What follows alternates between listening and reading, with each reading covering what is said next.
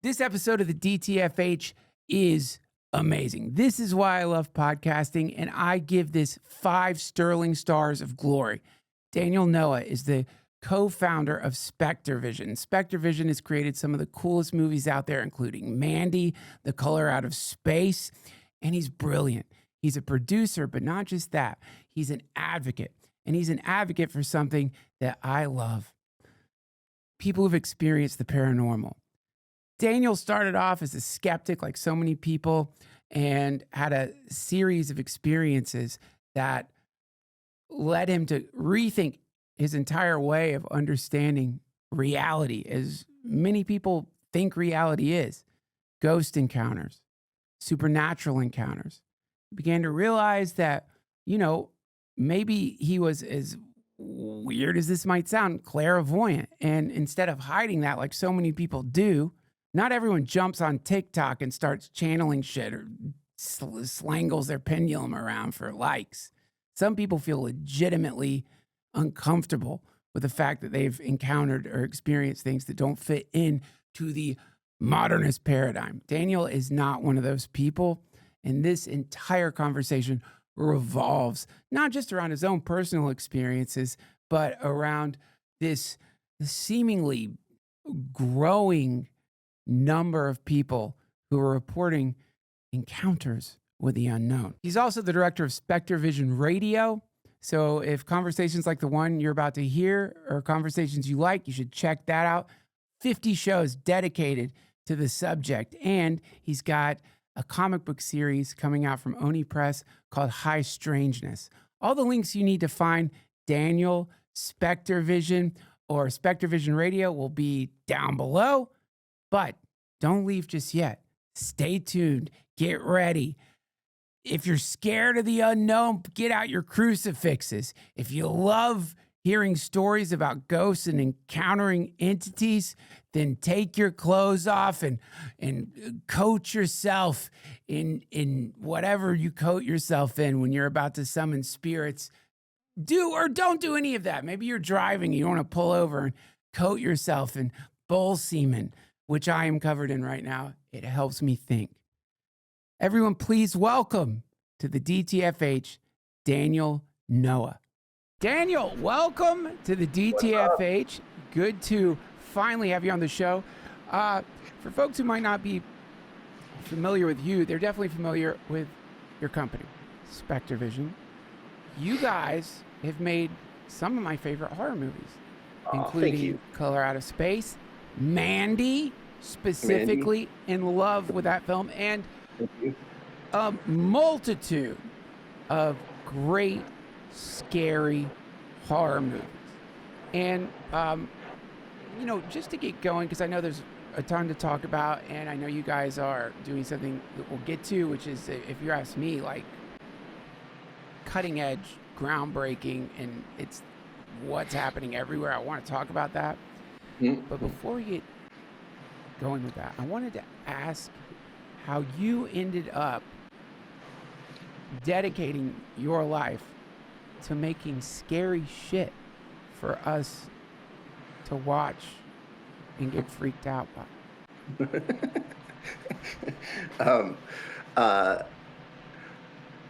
So I became obsessed with tales of the paranormal from a really, really young age.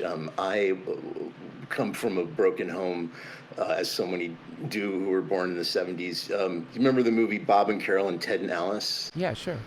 Yeah, so that was my family.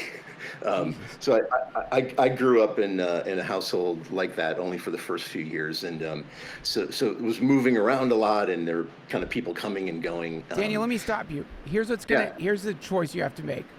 Okay. Your fan is gonna mess up your voice. Let me kill it. I'm sorry, man. I'm so sorry. Okay. Sorry. No, dude. I'm gonna roast you. I'm sorry. So it was us. It was a compressor that Josh didn't know was on. It was like fucking everything up. Okay. Let's do it again. Okay. Daniel, welcome to the DTFH. My apologies. We just went through a technological Mercury in retrograde hell trail. But Doesn't it just seem like Mercury's always in retrograde? When is it not in retrograde? I know Mercury's an asshole, and it definitely is real. Of all those things, I believe that, man. I do believe. Do you believe in Mercury in retrograde? Because I really believe it. I believe in everything. You do believe in everything. I mean, and for someone making some of my favorite horror movies, one of the co-founders of SpectreVision, founder, is that the right word? Co-founder. Yeah. You made Mandy. Yes. You made Color Out of Space. Lots of other great movies, and there's something really great to hear that the person making your favorite horror movies actually believes in the paranormal. Yeah. I do. Yeah. I mean, it's as I like to say, it's not a matter of belief. It doesn't matter what I believe. It's real. Yeah. I was a really, really hardcore skeptic, and my relationship to tales of the paranormal was entirely through the lens of their value as literature. And I still feel all those things. I think that tales of horror give us an opportunity to kind of practice confronting difficult things, metaphorically, loss, trauma, cancer, whatever you're afraid of, you can confront it in the form of Freddy Krueger or, or whatever. But I didn't believe in any of it. And in fact, I maybe was a little bit snooty about it. I thought that people who believed that stuff were kind of weak-willed and that it was just kind of succumbing to a very basic kind of wish fulfillment. And so when we started SpectreVision in about 2012, when you have a horror company, you start getting invited to events that are staged at haunted locations, right? Because it's fun. So I suddenly found myself touring some of the most haunted places in America. And in 2015, we were at the Stanley Film Festival in Estes Park, Colorado, which is, when you check in, they tell you, I think they claim it's the most haunted structure in the world or something like that. It is famously the hotel that inspired Stephen King to write The Shining. Okay, He checked in there one night with his wife, like off season, and I'm not sure if he had an experience or what, but it led to the inspiration for The Shining. So we did the festival, and the last night that we were there, you know how it is at festivals. Like, there's this group of people that you only see at festivals. They're like your festival friends. So a bunch of us stayed an extra night, and we congregated in a room in the hotel, and somebody had a Ouija board. Now, I regarded this as just, kind of like silly child's play. And I was annoyed with it. So we did this Ouija board, and 4 people got on, and nothing was happening, and then another 4 people got on, and nothing was happening. I like to imagine that somewhere nearby, a person's being dismembered by a chainsaw while you talk. Like, you are not going to reveal everything about SpectreVision, but just somewhere a few feet away, there's someone whose last moments are listening to a podcast while being dismembered by Elijah Wood.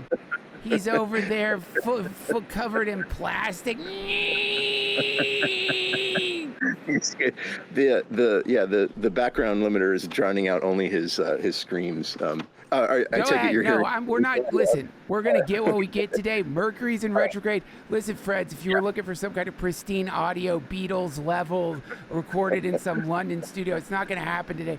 Mercury's in retrograde, and if we keep trying to fix the audio, which I have a feeling you're like me, we will do that for hours. We will just do it until the sun goes down.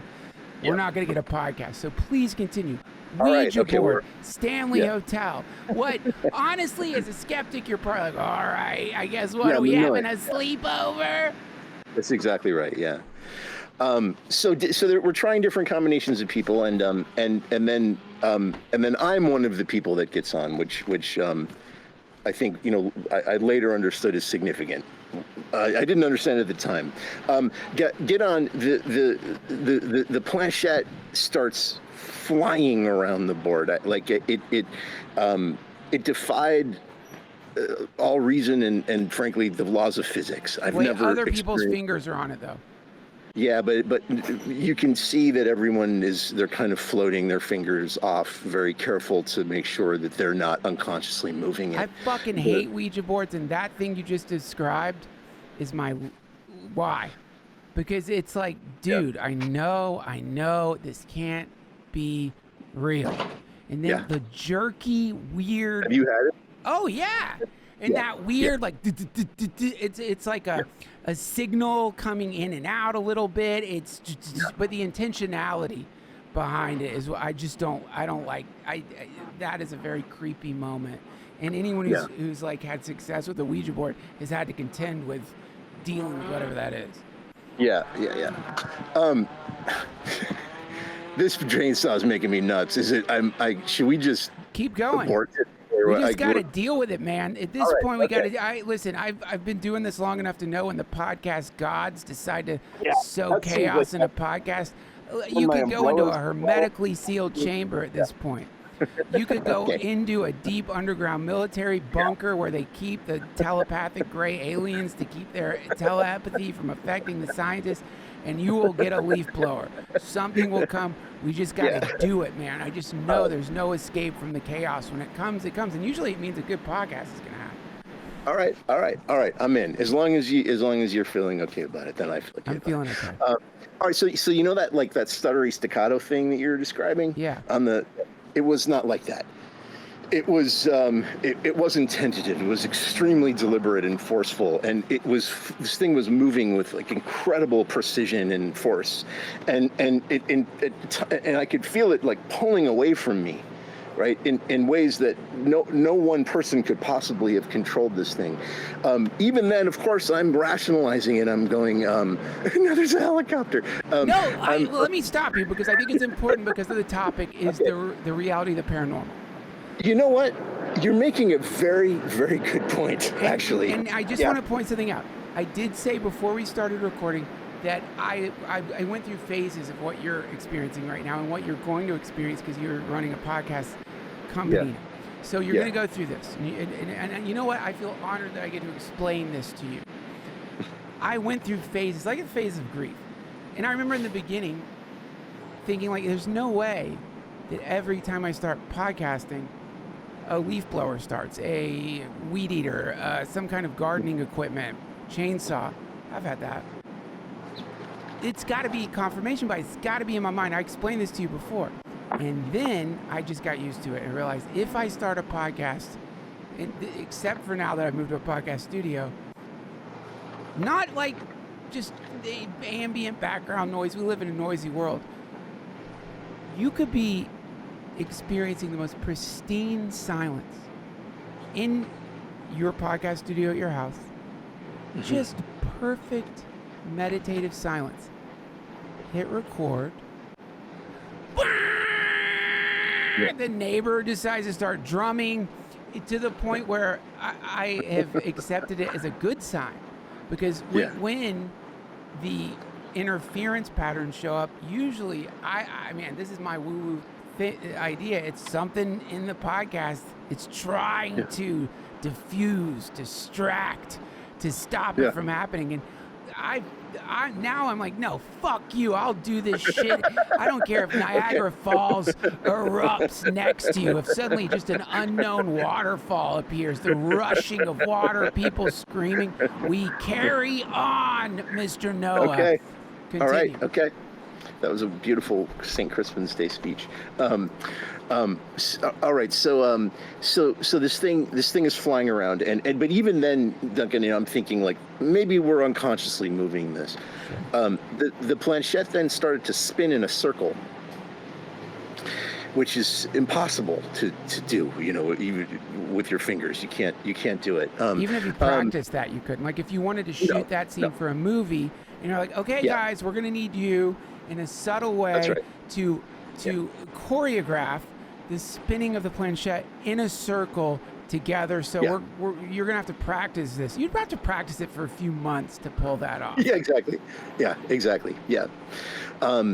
So we're in communication with a little girl named Ava, who explains that she drowned in a lake nearby, that her mother let her drown in the lake. And this was an interaction that felt like it went on for about 20 minutes. I think later we realized it had been several hours, which is something that happens when these experiences take place. At the end of it, we said, is there anything that you'd like us to do? And the answer was the numbers 324. And then she was gone. And we realized that 324 was a room number in the hotel. Oh, God damn it. Yeah. So it's now like 2:30 in the morning, and so there were only a few of us left. A lot of people had left the room. They were freaked out. They thought that someone was playing a prank, and so we went up to room 324. And as we ascended the staircase, there was a couple standing there, and they were having a complete meltdown, and they were incoherent. Finally, they were able to articulate that they had just seen a ghost. Described a figure of a little girl standing in front of room 324. Okay, now, you could say, well, the hotel planned this. Yeah, Those people were actors. It's good for them to propagate the idea that the hotel's haunted. Sure. Okay. I was titillated by this because there was also a feeling in the room that is very hard to explain. A kind of electrical charge. Yeah. It's like a cellular kind of thing that's going on. I know that feeling. I know what you're talking about. Yeah. So, but even then I managed to kind of lock this thing away in a cabinet and not really think about it too much. About 6 months later, we were guests on the Queen Mary, which is because at that time we were developing a film about the Queen Mary. And so the Queen Mary is also purportedly extraordinarily haunted. I'm not going to walk you through the whole thing, but just to say, I know about the Queen Mary. I think a lot of people do. Yeah, it's a very well known. They do publicize it.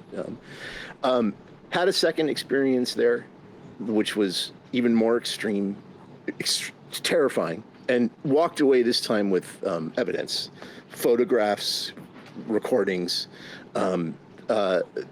I realized something that night, which I realized a couple things. One, I realized that both of these incidents, I'd been with other people, and all of us had seen and heard the same things, but I was experiencing them in another way that was not felt by the people that I was with.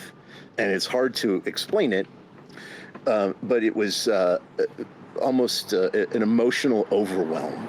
Okay, stop there. Going against everything I just said. Here's what's happening. Wherever you're at is loud as fuck. And your echo cancellation is doing an incredible job at cutting out what sounds like a lumber mill being raided by ice. It sounds like you're at a lumber mill that ice is raiding. Well, see, what happened was I got really excited because I thought they were done, and then I was like, I'm going to go outside where I'm comfortable. So should I just go back inside? Relocate, because this is too good to waste, dude. I'm getting creeped out here, and everyone's going to be like, wow, Jesus, if we're going to do a good ghost story, it's not going to happen wherever that is. So let's relocate, and then... I'm good on time if you are. Are you good on time, Josh? Okay, we're good.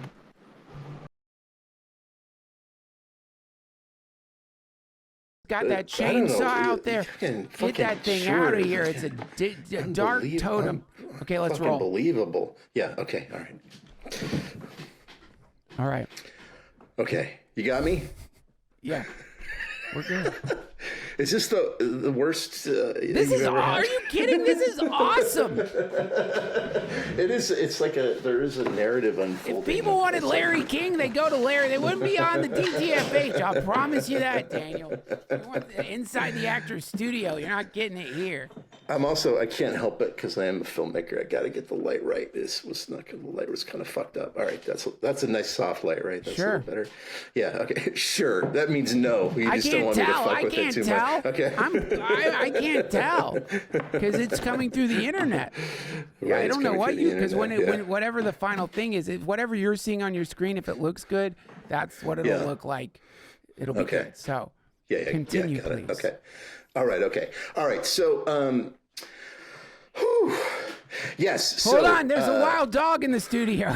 Get that fucking thing out of here, Josh. Fuck, there's a stray. Oh, you know what? I had another idea too, Duncan. I'm going to just turn this fucking guy on. There you go. Case. So we have a backup. Great. Just in case. All right. Okay. All right. So here's what apparently some entity doesn't want me to say. It's, what I came to understand a few things. One was that the intensity of my skepticism was in direct proportion to the sensitivity that I actually possessed, and that actually this stuff had been happening to me my whole life. And it was almost like the end of The Sixth Sense, going back and replaying a tape and seeing all these things that it seemed so obvious that it was almost laughable. Yeah. Things like knowing often who was calling when the phone rang when I was a kid. This is before call waiting. Having saying goodnight to my grandmother in my head when I was in my house and she was in her house. And just often knowing how people were feeling despite whatever masks they were wearing. And I had walked around in my life calling that empathy, which it is. But there's a certain point at which empathy kind of crosses a line into something else. And I really, I think a lot of the language that we use for this stuff is a little thorny because it sounds very self-aggrandizing. And for someone like me, who I'm a producer, I'm very comfortable being behind the scenes. I always am feel a little funny about saying, I think that I have some clairvoyant abilities, and because it's, the terror is that people will say, well, you're just looking for attention, or you're delusional, lying crazy. To yourself. You're what delusional. Do you think you're an X-Man? Come on, that shit's not real.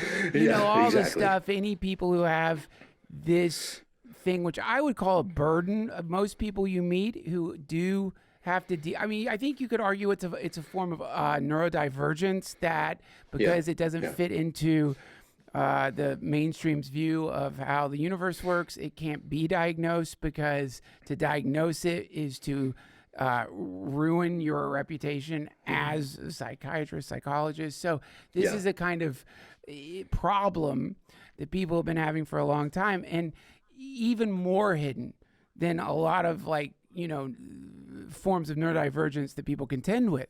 You know what I mean? Like you will be probably more accepted if you tell someone you're bipolar. People are like, God, I'm sorry. I am too, or I know someone who is. I know how hard that is. Yeah. Then if you tell someone what you just said, people just will shut you down, and they don't want to hear it. Absolutely, they don't. And for years I was closeted, for lack of a better word, and I did kind of, I told a few people, but by the way, I should also say that once my awareness was opened up, it didn't stop. It was just absolutely constant. And something after the Queen Mary, something happened in my home. My wife is sensitive like me, and so is my daughter. And I think we all started kind of wrapping our heads around this at the same time. Would you bring a little friend home with you from the Queen Mary?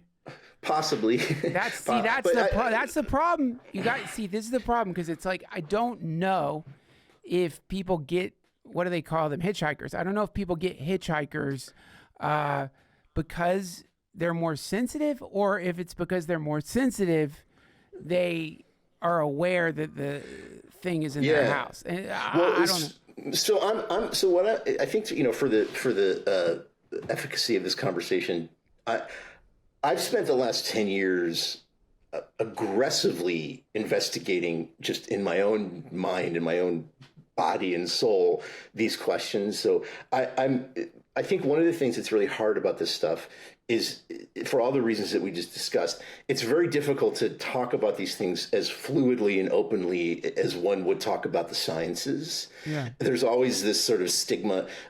So I've made a social contract with myself that I'm going to ignore those feelings, and I'm just going to speak about this as though I'm speaking about physics, or I'm going to just speak about the things that I believe or know to be true. I'm going to just state them plainly. Part of the problem with this is that a lot of it is so outlandish, and this is what John Keel and Jacques Vallée were often getting at, is this trickstery element. In many ways, it feels like we are being punked, and I think we are. By the way, I think that there is a great there's an element of humor to a lot of the paranormal, the tricks that it plays, like what we just went through, with the constant problems funny. With the sound and everything. It is low-key energy. It's chaos energy. It's not benevolent necessarily. No. I mean, punked is benevolent in a certain way, but also it's like, there's a prankster element to it that maybe a better way to put it is, it doesn't seem to adhere to social norms when it comes to etiquette of pranks. It's quite often inconvenient and silly, but that can be really disconcerting for folks. I have always, although I get scared still when things are happening, there's just I've never felt unsafe. These are two different things. And, what I've come to understand is that I think that it's your energy is the energy that you attract. And so I think if you're someone who is coming from a place that's pure and good, you're not at risk of a hitchhiker following you. This is why all my ghosts are sexual. And erotic. You a little twinkle in your eye when you said that. So a few things about this. To speak about it in a way that we understand, like physiologically, right? So we. And this all comes back to film and entertainment in a minute, right? When you think about, and I'm not saying anything that other people have not said far more articulately than I have, I came to these understandings in a void, and then later realized, a lot of people have come to these same conclusions. These aren't unique ideas, but I felt I owned them at the time, if that makes sense. This notion that. So I teach at USC, and I do it. There's a thing I do where I put up the Mona Lisa on the screen, and I say, kind of jokingly, tongue in cheek, extra credit if you can tell me what this is. And everyone laughs, and they say it's the Mona Lisa, and I say, right, okay. Additional extra credit if you can tell me where it is. And they say the Louvre, and then I say no. And then they go France, and I say no. And they can't understand what I'm getting at it. Eventually go, the screen, right? And I say no. And what I'm leading them to is where it actually is it's in their brains, right? It's the light is refracting, it's traveling through the eye, the ocular nerve, and that data is being processed, and the brain is quite literally modeling the Mona Lisa. And in fact, it's also modeling me. And it's modeling the room that we're in the school itself, and all of LA. And in fact, your mind is modeling the entire universe. Yeah. Right. And so when you think about it this way, what you start to understand is that the universe is malleable because you're literally creating it. It isn't actually there. Right. Right. And so this is why magic doesn't seem so crazy. Right. Because what is magic except a manipulation of the model? Right. And so, earlier on when I said I believe in everything, I do, because if anything's possible, then everything is possible, right? It's just simply logical. John Keel said the brain is a receiver, and it's generally tuned to a fairly narrow bandwidth. Birds migrate because they perceive the electromagnetic spectrum. What is that like? We don't have any idea what that's like. It's not akin to seeing, hearing, tasting, touching, smelling. It's its own thing that we couldn't possibly comprehend, because we don't have that sense. And so you have to ask, well, what other senses don't we have? How much information is around us that we just simply don't have the capacity to to clock that data and pull it into the modeling system that we have inside. So this to me is the essence of what the paranormal is. Some people, for whatever reason, have a slightly broader bandwidth, and in various ways can kind of like scratch at some of that other data. And for some people, it's they see the future, and some can read minds, and some can move objects. And for me, it's emotion. It's always emotion. It took me a long time to figure that out, but that's the extra information that I'm receiving is emotional information.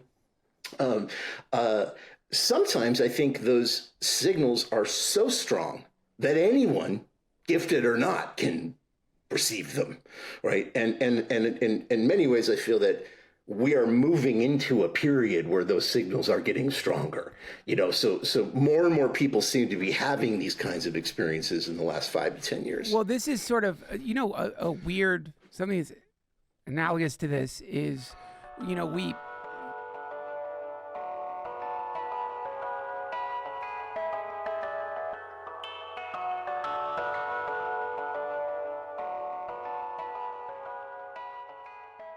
This episode of the DTFH is brought to you by Minnesota Nice. Minnesota Nice Ethnobotanicals is your trusted source for high-quality, ethically sourced plant medicines, especially Amanita muscaria, helping folks find calm, healing, and reconnection without relying on pharmaceuticals. Founded by Christian Rasmussen, who harnessed Amanita to conquer his own benzodiazepine withdrawal, a brutal battle that feels like recovering from brain damage with endless anxiety, insomnia, and nervous system chaos.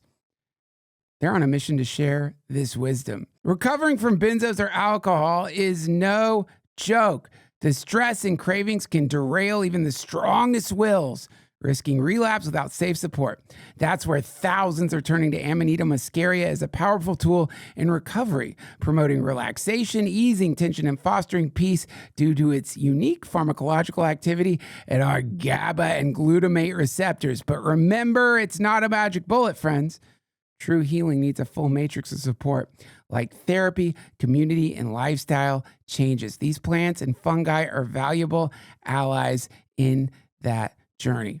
As the number one supplier of Amanita muscaria in the U.S., trusted by over 30,000 seekers, Minnesota Nice delivers affordable, top-tier products that make natural wellness accessible to everyone. Used for centuries in shamanic traditions and even tied to early Christianity as the Christ mushroom. With ancient depictions of Adam and Eve wrapped in its form, Amanita promotes relaxation, dream enhancement, and sleep, making it a game changer for recovery. Ooh, I love it. And I when I took it, it wasn't necessarily for recovery, but wow, amazing. 4 Trussell Stars of Glory to Minnesota Nice. This is not the 7-Eleven schwill that you'll get. I don't know if you've ever been to some head shop and there's something with a clown on it that says it's Amanita muscaria. Oh, no. Don't do that. Go to Minnesota Nice. You deserve it. Don't take something that looks like John Wayne Gacy painted the label. Minnesota Nice provides incredible Amanita muscaria, which I have consumed and love. Big fan of the GABA receptors. Minnesota Nice Ethnobotanicals invites you to dive into the world of natural magic. Head to www.mnniceethno.com/Duncan and use code Duncan22 for 22% off your first order. They recommend starting with the Amanita muscaria capsules, and don't forget to add 3 to 4 Blue Lotus gummies for that extra dreamy boost. Most people start there and keep coming back for more. That's www.mnniceethno.com/Duncan, code Duncan22. Check out the informational content on the site for safe use trips and let the law of revelation guide you. Much love. Thank you, Minnesota Nice.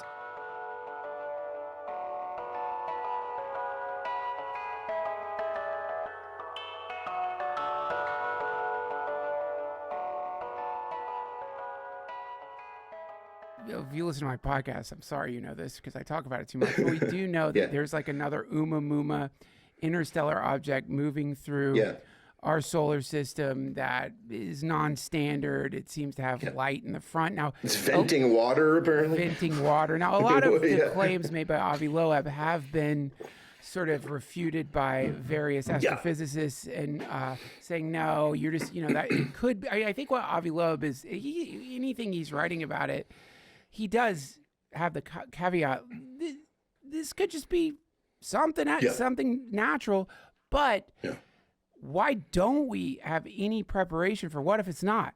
Why, as a planet in a universe, do we not have some ability to, number one, determine what the fuck the thing is and why it isn't adhering to what we might expect, and two, how do we organize in a way to greet it in whichever way we need to? Now, what people are saying is, one of the claims that people are making is the odds of Oumuamua, another thing from outside our solar system, and this thing coming to in such a short span of time between each other when we've never seen it before. It's easy to think, one of them was a scout, the next one is the, mothership or whatever. But then the other way people are saying is actually, no, it's our detecting technology is so much better now that we probably are going to start seeing more and more and more of these things because they're always out there.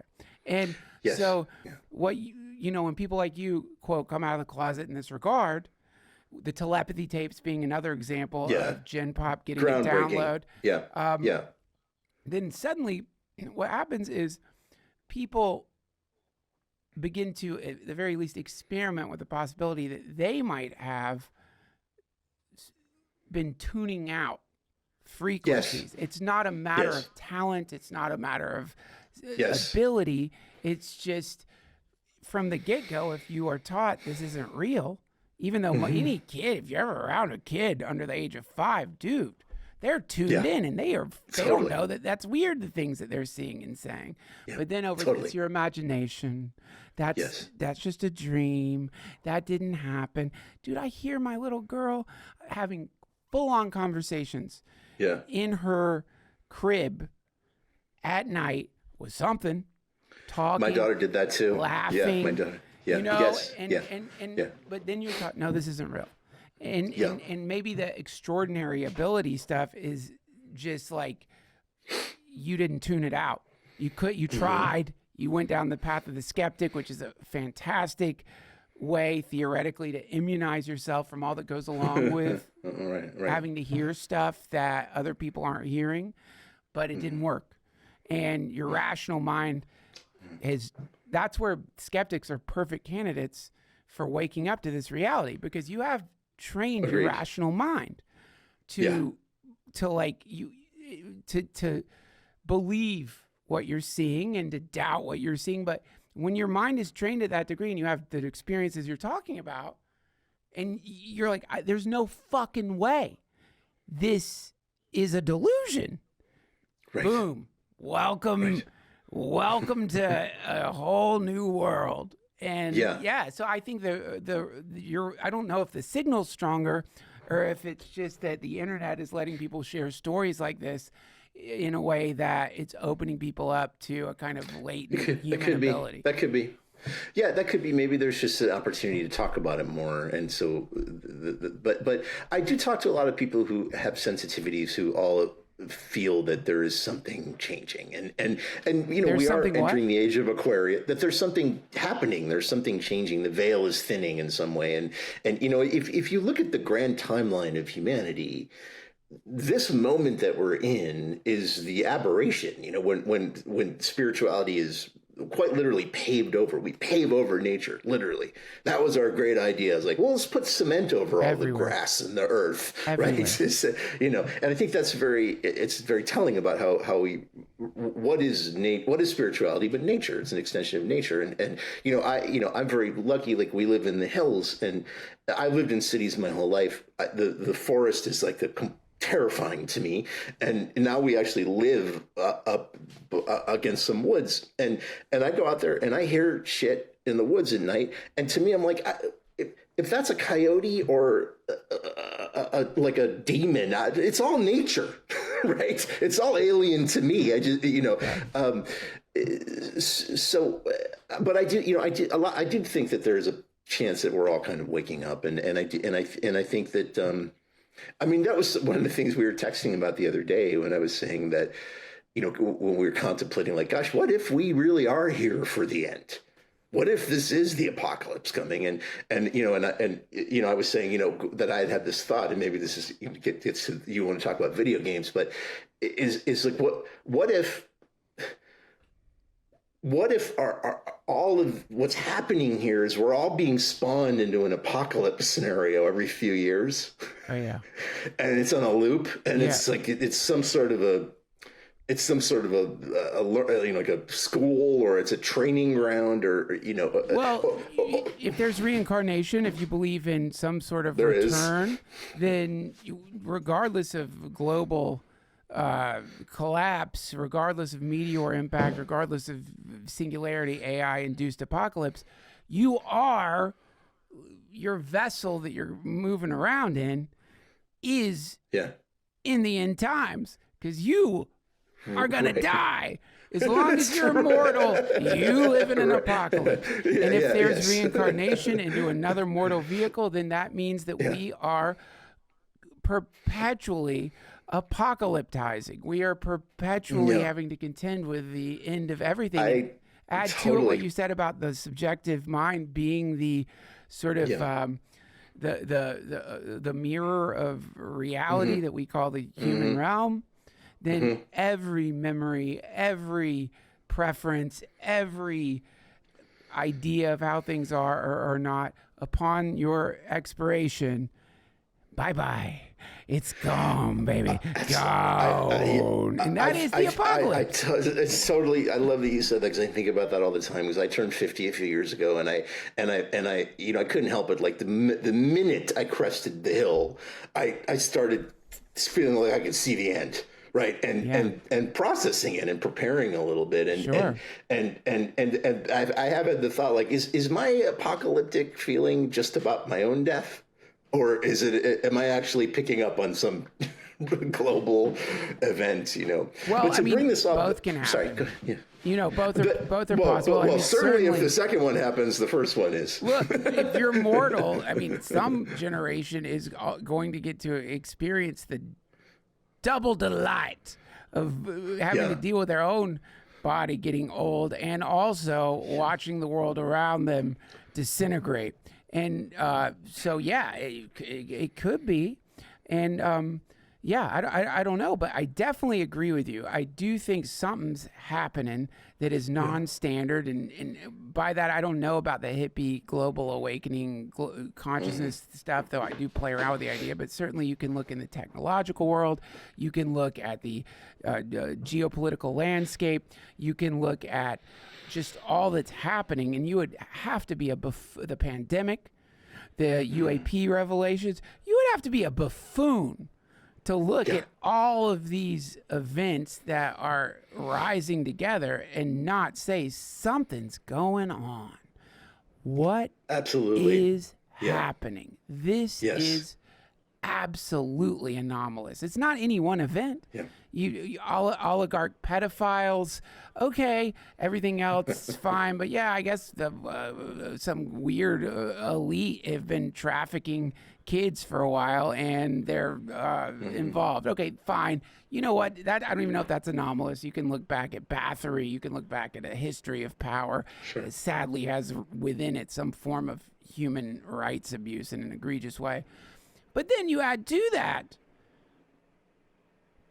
UAP disclosure. Then you add to that the rise of cryptocurrency, the general growing global mistrust for fiat currency. Then you add to that the geopolitical landscape, the ominous, you know what, maybe, it's not nuclear weapons, it's tactical nuclear weapons, the kind of game of footsie that the military industrial complex is playing with. It's tactical nukes. The old nukes, they were kind of sloppy. These are tactical, so it's a little different. Maybe we could use the nukes. And then you add to that the accessibility of technology that probably should be regulated but isn't being regulated, because it's regulated, then the AI arms race, you're going to lose it to the unregulated AI.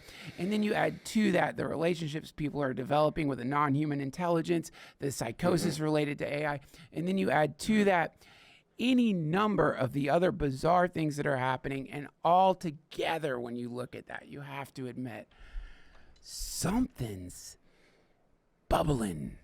The cauldron's bubbling a little bit right now. And that's for real. I don't even think you have to have some kind of Christian, Hindu sense of some eschatological sense. I think you just look at what's going on.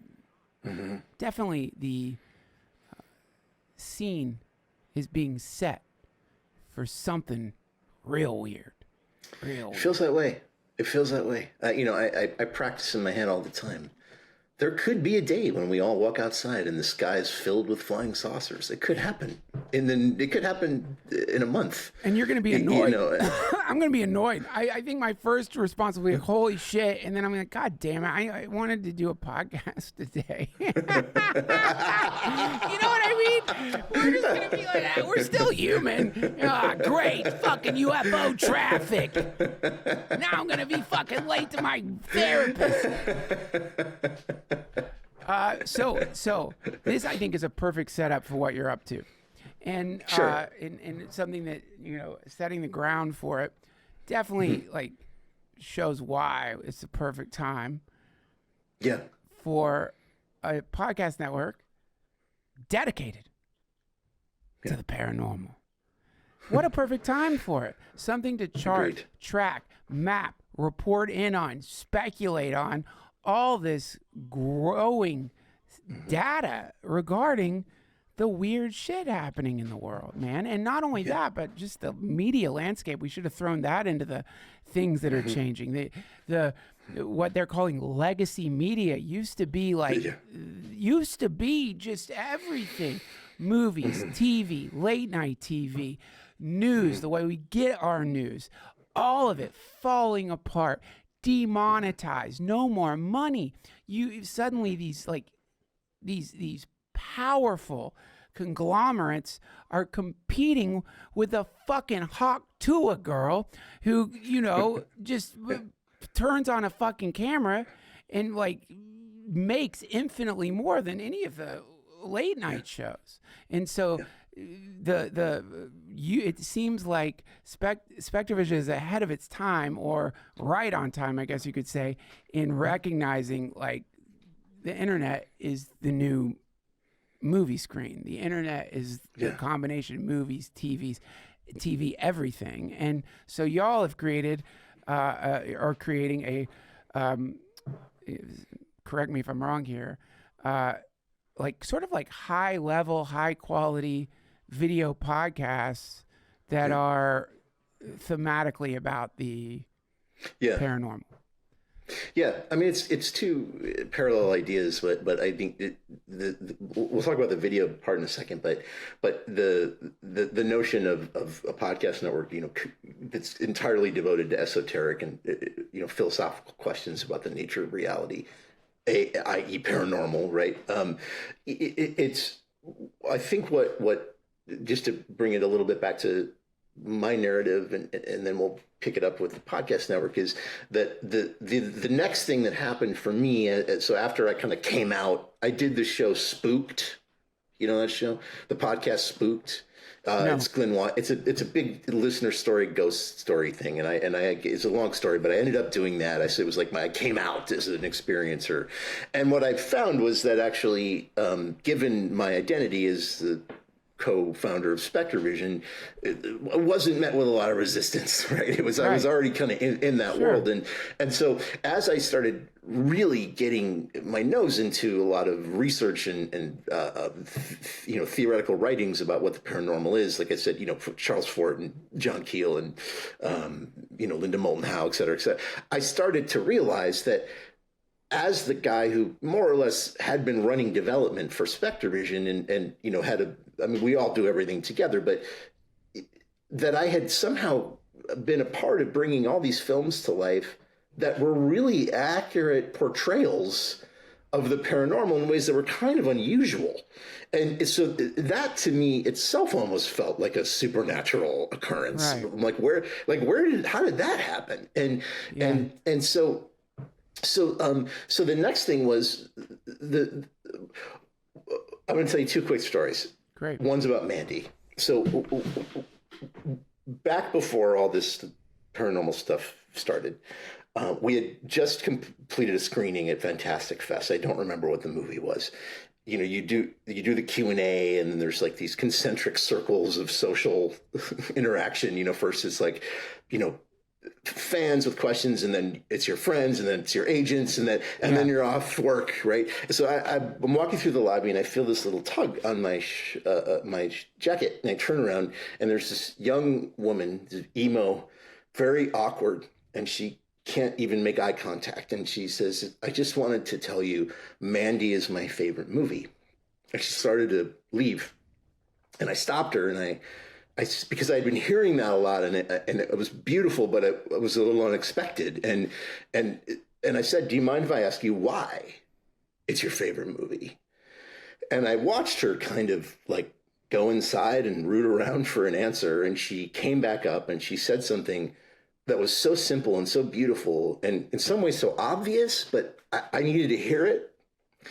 She said, "I thought I was the only one who felt that way." Yeah. So cool. I still get a little emotional when I say it, because it just, I realized, oh, right. You know, Panos, we all watched his process. He reaches inside and he depicts what he sees in there. And this is what the great artists do. They're you know, all artists start out as mimics. You know, we mimic the stuff that we like. If we're a painter, we copy Matisse. If you're a comedian, you do Richard Pryor. And what you're doing is, you know, you're building your skills. Eventually the mimicry is your own interior world. That's what you're mimicking, right? And so what she taught me was, that's why we make art. It's quite simply to reassure other people that they're not alone with their weird feelings. And that's a beautiful and positive thing. After I did Spooked and talked about my paranormal experiences, which was terrifying, by the way, I got a note from a young woman named Jessica, who was an autopsy technician. Oh, God. Yeah. In Mount Shasta, of all places. Oh, God, what a rotten job. Well, it certainly was for her, because she was often experiencing the emotional circumstances of the deaths of the people. And it was incredibly overwhelming to her. There was a time when she saw a man hanging by his neck from the rafters. And there were a couple of times when I think she even felt like she could contribute to solving a murder. Wow. But she had been keeping it all hidden, and in many ways I think I contextualized it as psychosis. And the note that I got from her essentially said, I'm paraphrasing, it said, it's so easy to dismiss people who talk about this stuff publicly for seeking attention, right? She said, but you, because, you know, to her, you know, I'm Hollywood, which, you know, I mean, I get that. I'm just a guy, but you know, I'm Elijah Wood's partner. From her perspective, she's essentially, you're someone who only could lose from talking about this. And she was so inspired. She had quit her job and was going to rededicate herself to understanding her gift, how to apply it to make the world a better place, and lives in LA now and has in fact done that. And so I tell you these two stories because they're, to me, they're describing the same event, right? And so what I realized was that I already am part owner of this company that is in this world of depicting the paranormal. And it would just be like an extra step to say, well, all right, we're now expanding into nonfiction, and that what we might be able to do to contribute to the culture is normalize these conversations a little bit, right? Because you know, we don't come from the world of woo. I'm not wearing crystals. I can't, you know. And by the way, I love all that stuff. I have crystals, but there's like a cultural dress up that a lot of people just reject. They just won't take it seriously. Sure. So all of that led to the podcast network, which is, podcasts are so free. It's the only place where you can have a conversation like this for several hours without being edited, and there's no Viacom telling you what you can or can't say. Right. And podcasts have been a great comfort to me when I was trying to find any kind of context for what I was going through. So the notion of SpectreVision Radio is it's a collective of of different minds who are all examining the nature of reality in some way. A very diverse lineup of people who come from different cultures and belief systems and disciplines. Some are approaching it more mystically, some more scientifically, some are, are just straight up like, I'm a ghost hunter. Others are folklorists, but it's what everyone has in common. How are you starting off with? Well, we've been around for a year, but today we unveiled. We currently have 50 shows, which is, I know, mind-boggling. But all of them are different, and they're very carefully curated. They're very carefully selected to be a 50. Bunch of dots that are 50, yeah. And so some are focused on just the paranormal in a very strict way. Some are more mystical. Some have a little bit of a religious bent to them.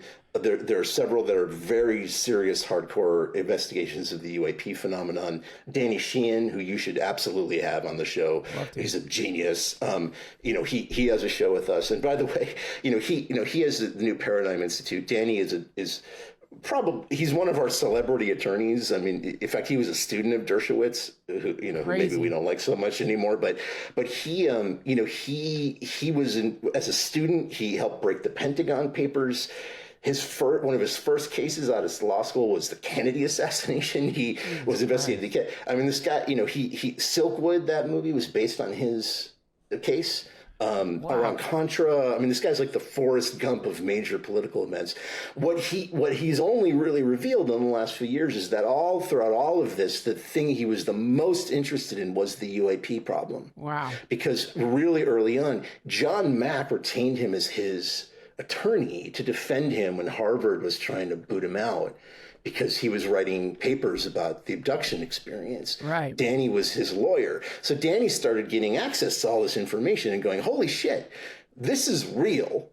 I mean, he's seen the evidence. He's looked at it with his eye. And his response to that was to say, there are profound legal questions associated with this, and because he's a lawyer, he started the New Paradigm Institute, which is based out of D.C. And his thing, he works very closely with Congress. He's pushing for disclosure through legal channels, and it's fascinating to watch. It's like a centimeter every day. It's just a little bit closer. It's like cornering them into a place where they legally have to disclose. And he believes it's coming soon. This is the rise of the amnesty idea. The idea is, this is an angle of the UAP thing that I never even thought of. You think the reason they're not revealing it is not as mundane as because they don't want to get fucking lawsuits, which is apparently what it is. That when you realize it's beyond lawsuits, it's jail time. Jail, but when you realize that it's really just people saving their own asses, they think we're not ready for it. They're trying to protect us. They don't want global uprisings. No, it's not that at all. They're gonna get their asses sued into fucking oblivion for this shit, and they know it. And so of course they're not gonna disclose because they don't want to go to jail. And the idea is, let's give them amnesty. What happens if we create blanket amnesty for everybody?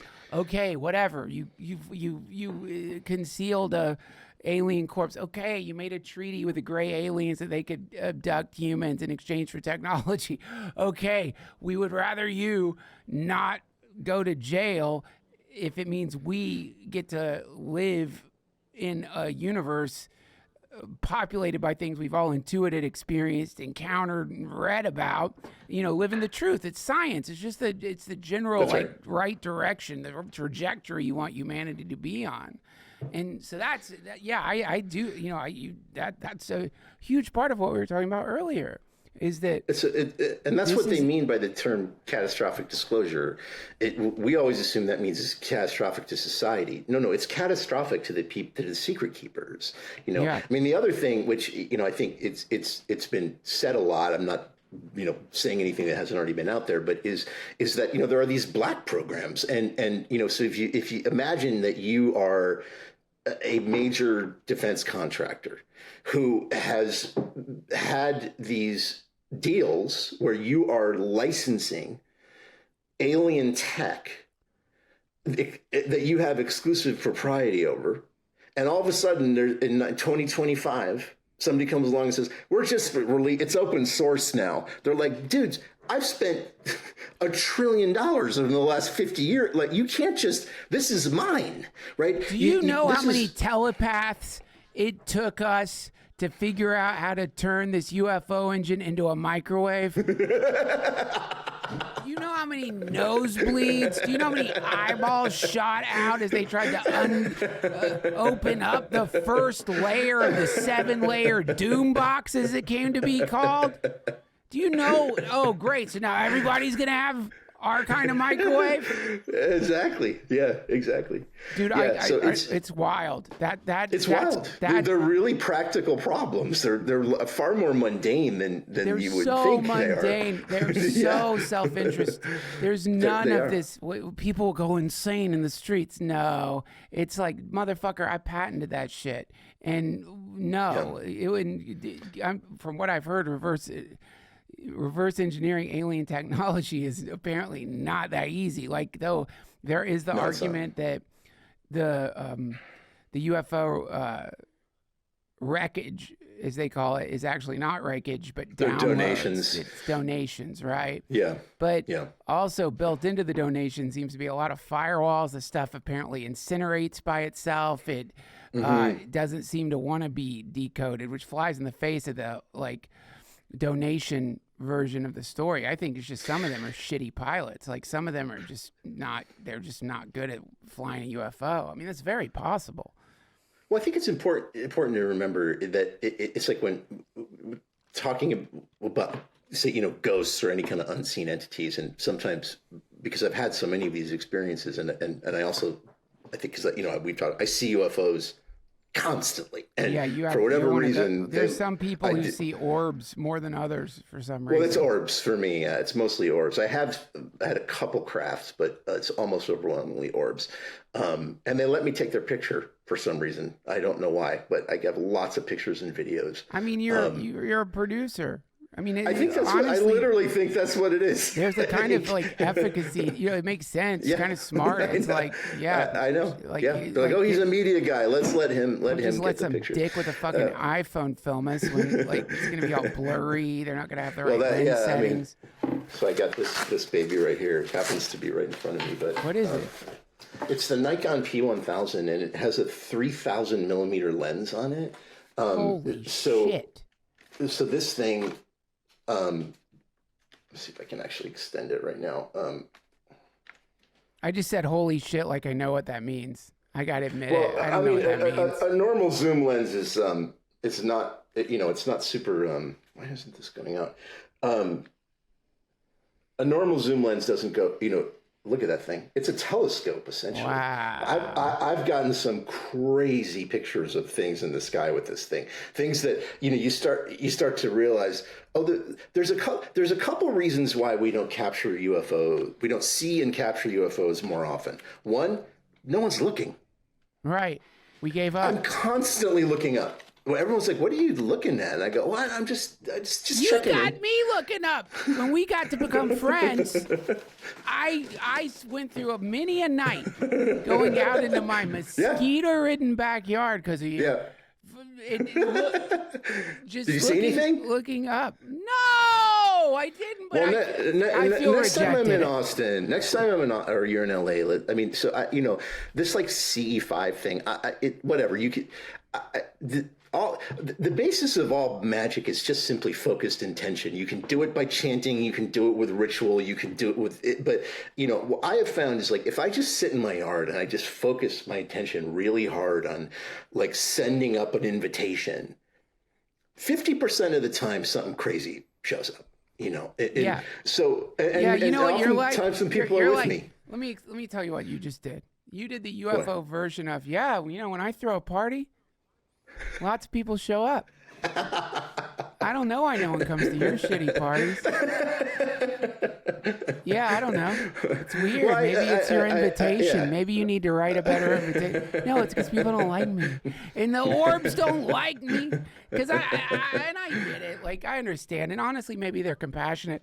Because I would, one part of me absolutely would love nothing more than to finally see one of these beautiful pulsing balls of light. Would love nothing more. But there is another part of me that the times I have had experiences like what you just described, I did not like it. Like what I was saying earlier. Yeah, like it's scary. It's scary, man. And like the times I've scary. had ghost encounters, the times I've felt that tightening of the air and the the presence. And then God help me if like actually something moves or something, and the difference between like something in that space moving a little bit and something just randomly falling. There's a world of difference between those two. Yes. One is just like, whatever, your fucking remote control fell off the table. Who knows? The other is it's a communication, or it's just, hey, hi.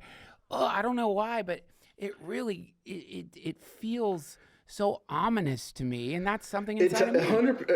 100%. I struggle with this all the time. I have never had. Well, I think I'm a little desensitized to the lights in the sky. I don't get scared anymore. They're also so far away. But when something's happening like on the ground, whether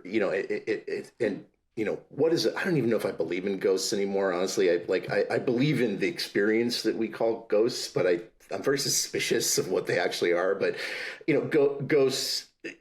Some kind of, entities, anything on the ground, believe it or not, have even had a Bigfoot experience, which I know that was when I went, okay, anything's possible. Doesn't sound weird. Anything's possible. Man. Like it's, so when it's happening on the ground, my whole body is just flush with fear. Like I've turned to gelatin, and I'm trying to practice. Whitley Strieber wrote about this beautifully in Communion, about how, he would force himself to go to this area in the woods every night because he was so overcome with fear that he was like, what am I missing? So he would go into this spot. So, I'm not going to go through the whole thing right now. I think we've talked about my 303 thing, but I wake up at 303 often, and it came through the long story that I'll tell you another time because it'll take an hour. But the 303 thing kept happening, and I kept pulling the thread, and I eventually realized that 303 was actually leading me to an understanding about possibly having a relationship with, like, possibly having been a contactee or an abductee, and so I recently I've started realizing, when I wake up at 303. I often am feeling a pull to go outside, but I'm scared and I'm also tired, right? Right. This is a wild story. So that is an inconvenient time. It's a very inconvenient time because then you're not going back to sleep if you get up and go outside. But so we went out to contact, Ariel, my wife, and I went to Contact in the Desert this year. And I was in the middle of working on High Strangeness, the comic book series, which I want to talk to you about too. But and I was right in the middle of kind of working on the 5th story, which I knew I wanted to involve mantis beings. So I had been reading a lot about mantis beings, and I had been, and so we're driving out to the desert, to Palm Springs, and I say, hey, do you mind if we listen to podcasts about mantis beings? Like I'm kind You're of talking like about the weirdly people on ayahuasca report having these jeweled mantis creatures. Yeah, they're humanoid. They have the head of a mantis, and people often describe them as being like at the top, like hierarchically advanced. Like they're at the top. They seem to be ordering everyone around. They're very benevolent. Yeah. So I've just been in mantis land. We're driving. We're listening to a podcast about mantis beings.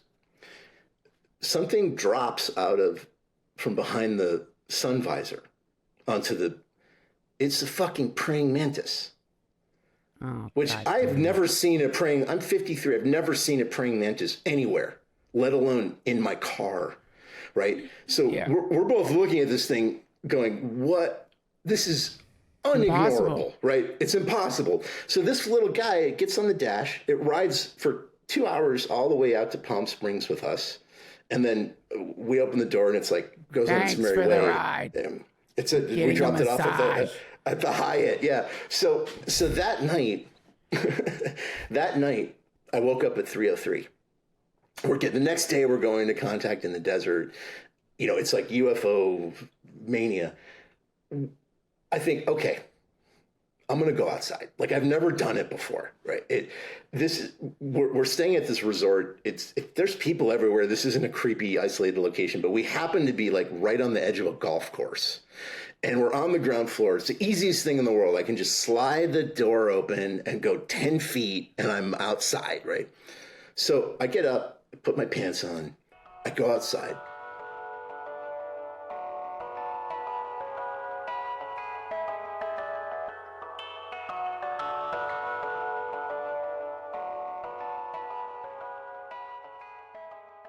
This is an ad by BetterHelp. Friends, you've heard me ramble about this on the podcast. BetterHelp, I know this isn't exactly on the script. I'm going to say it. I'm sorry if you don't want me to. Forgive me in advance.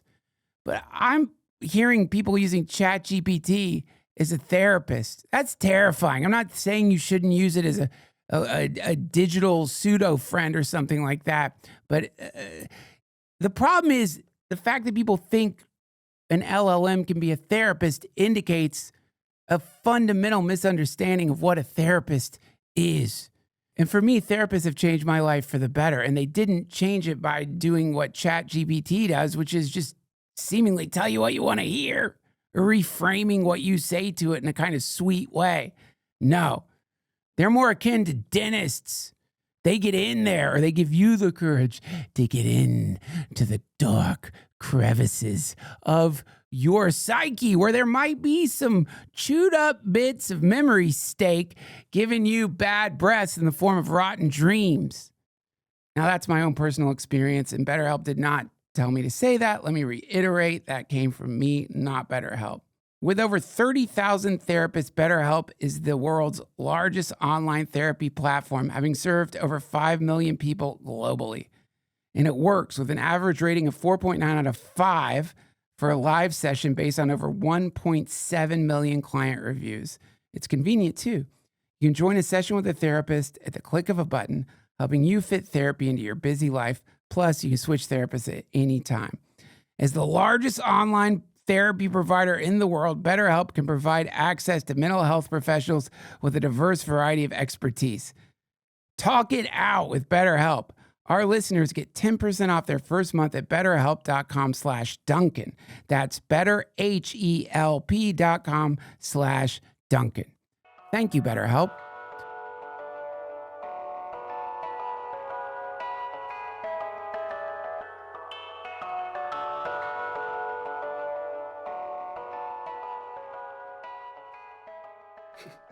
I kid you not, Duncan.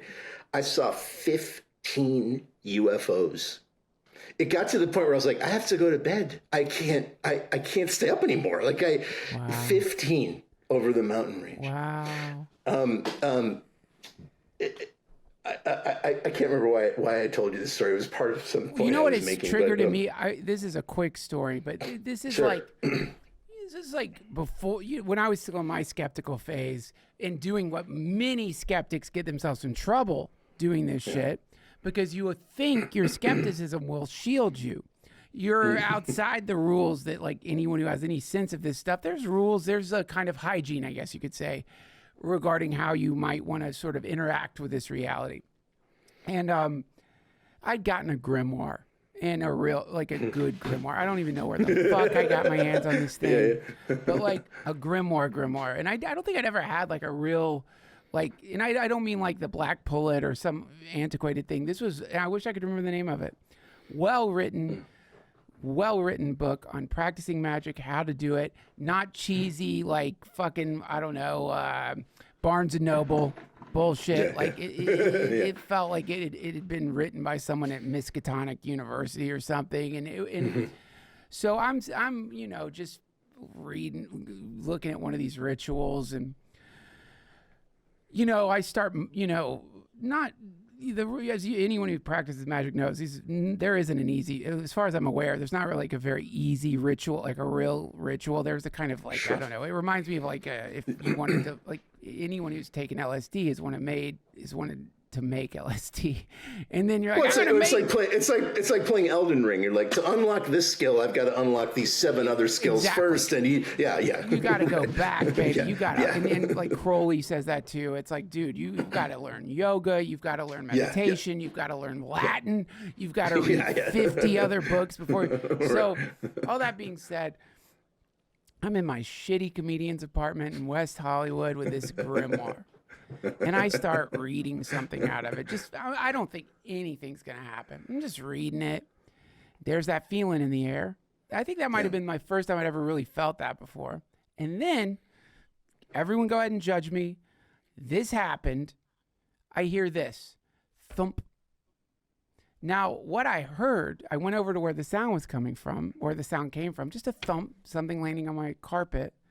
A fucking penny had fallen out of the ceiling. Yeah. Nothing around. We're talking ceiling, carpet. And, as a parent, if you know the sound of something landing on the ground, because like if you're opening Tylenol or something, you almost get a sonar if you drop a Tylenol for where the fucking thing bounces to get, because you don't want your kid to eat adult medicine. Yeah. It was like outside of me reading the grimoire, if that had happened, it still would have freaked me out. Because it's a common thing. It happens to my wife. Pennies. It was dropping out of the sky. What the fuck is that? Dude, I don't know. It was awful. And I shut that fucking grimoire. I gave it away like an asshole. You probably shouldn't give away a cursed book, but I'm like, you take this thing. I do not want whatever that is. It's not. Here's the thing. You don't like, again, that feeling you're describing, which I love that you're just talking about this, because it's there aren't words in the English language to describe that feeling. The best I can do is to say it kind of feels like there's a pressure, like a pressure building. It's not atmospheric. It's just it's impossible to explain what it is. Stand in front of like here's how maybe a good description. If you've ever been to a good rave, and you're standing in front of a high-tech bass speaker. Yes, now that's take that correct. Feeling of compression, freeze it. Yeah, you know what I mean? Beautiful. That's freeze perfect. It. And that's what it feels like. Because it is like it's an uber silence. It's an uber. It feels like time stands still. Yes. It's the crickets stop, the wind stop, like everything just goes. It's and saying, you go, listen. Now you listen. It's the sound of listening. It's the sound of a good. It's a soundless sound. So cool that we both can relate describing this very, very, very obscure experience. But I'm sorry. I got to stop you and go reverse the tape a little bit here. Okay. Because I've rarely tell that story. Only told a few times, and I've certainly never heard that coins falling out of the air is common. It's common. What the fuck, man? You can't just say that and then zip past that, man. Because like it's a thing where it's something I've literally suppressed until you told that story, and then it just popped into my head. Because that's the other quality of these experiences. It's much like dreams. You will have them and then you forget because it doesn't fit into any kind of category in your brain. You don't have any penny that's explanation? Exactly. I don't. I just know that it happens to my wife somewhat regularly, and I've talked to other like paranormal researchers about it. It's a common phenomenon. The penny dropping. It's always a penny dropping out of nowhere. It's very weird. But what I was saying, I actually was going to speak about the penny when I was describing that feeling of tension. Is that it gets back to this idea that when the paranormal is happening, we are just flooded with fear. It's an instinctual thing, but that doesn't mean it's dangerous. Right. Okay, those are two different things, and that what I think it's good to contextualize the penny. It's a gift.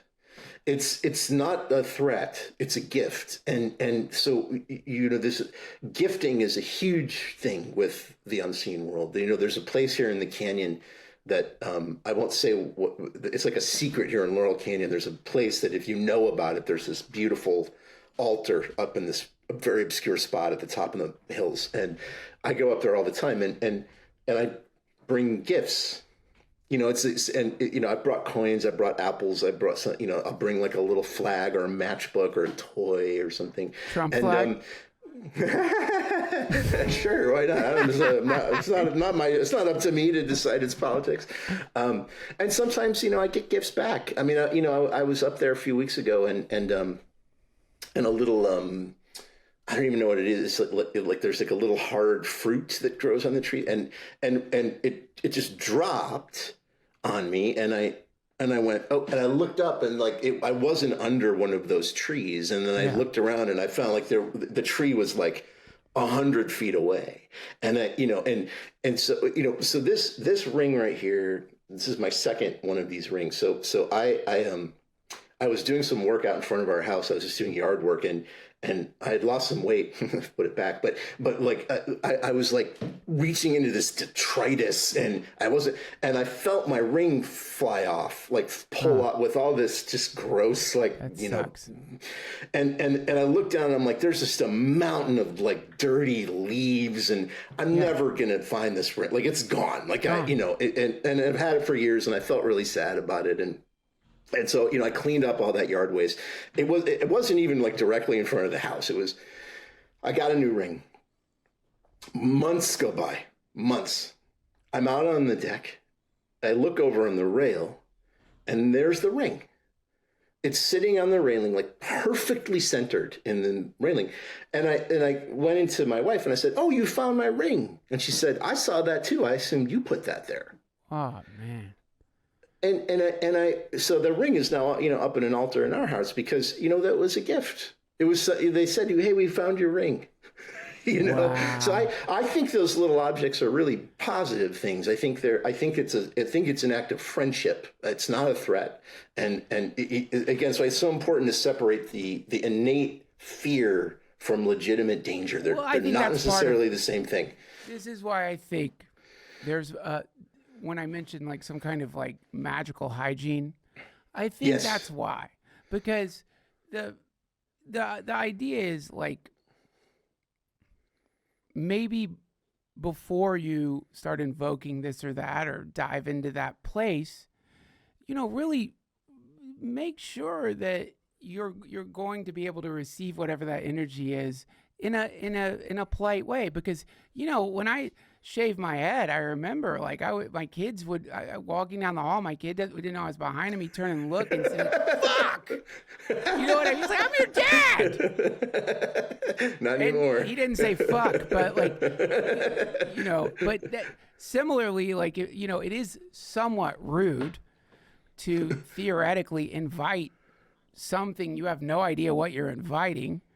It shows up in a kind of sweet way. Honestly, Penny, maybe kind of look at inflation. That might have meant something back in the 1800s, man. But how about some silver dollars, huh? But still, to like make a cute little hello, and then to be met with, "I'm throwing this book away." It's like, what the fuck? Do I need to put on deodorant? You called me. It's like when I call my wife and I talk for a few seconds. "I gotta go." And she's like, "You called me. What do you do? What?" So that's the hygiene kind of etiquette, the kind of spiritual etiquette that if you are going to start working with those energies, it's a weird way to describe it. Don't dehumanize them, though they're theoretically not human. It's 100% true. And you can talk, you feel like a lunatic, but you can talk to them. When we moved into this house a couple of years ago, we both immediately clocked that it was haunted. And I remember we had just taken the house and there was no furniture, and I'd come to I don't remember, there was some reason I was here by myself and we hadn't moved anything in.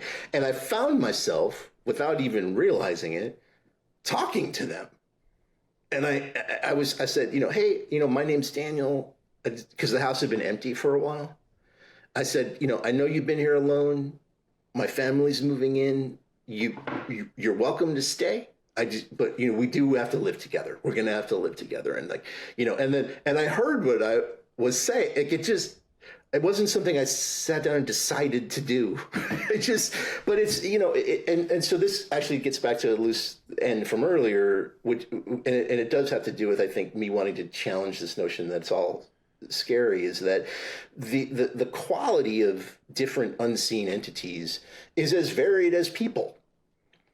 That's true. And I think, what you were saying about UFOs, I think it's even UFOs they're all different kinds. Some are orbs, some are physical metal craft. Some I think probably the craft are only operatable with telepathy. Others probably have pulls and levers. Like we tend to think that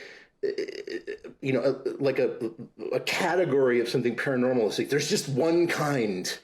Right.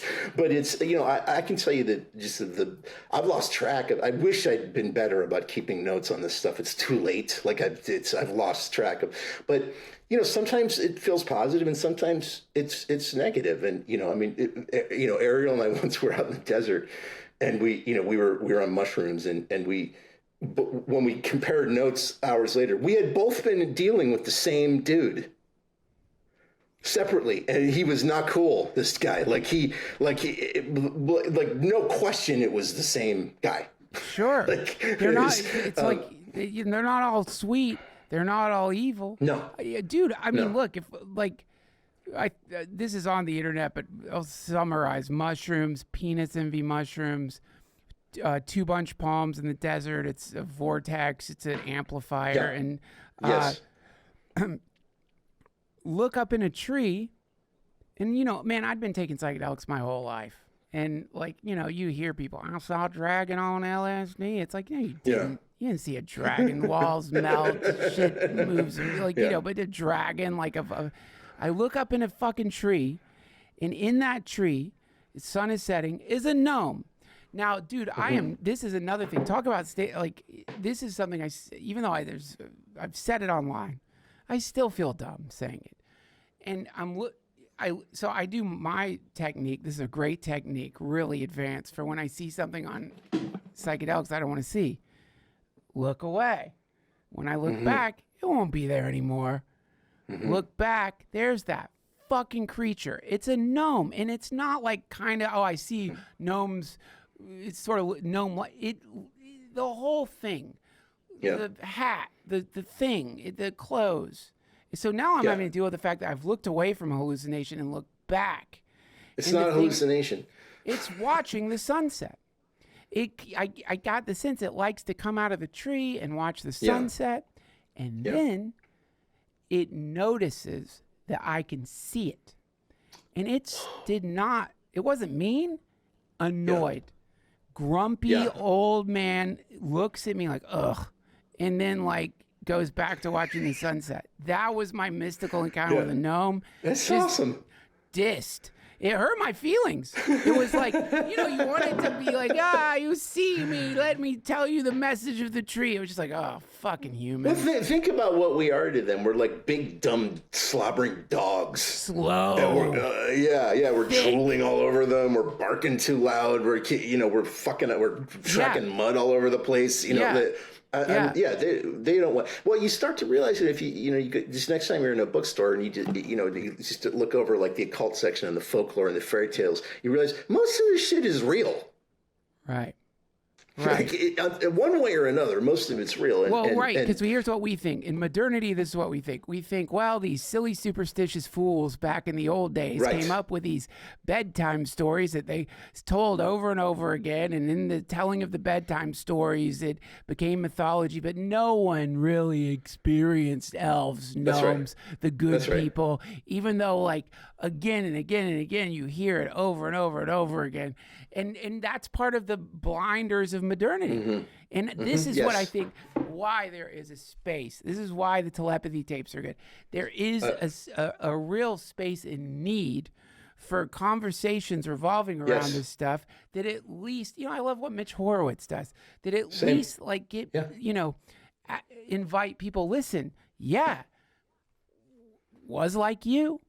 If I heard any of the shit that we've been talking about, I would be like, it's cool, whatever, Twilight Zone bullshit, not real.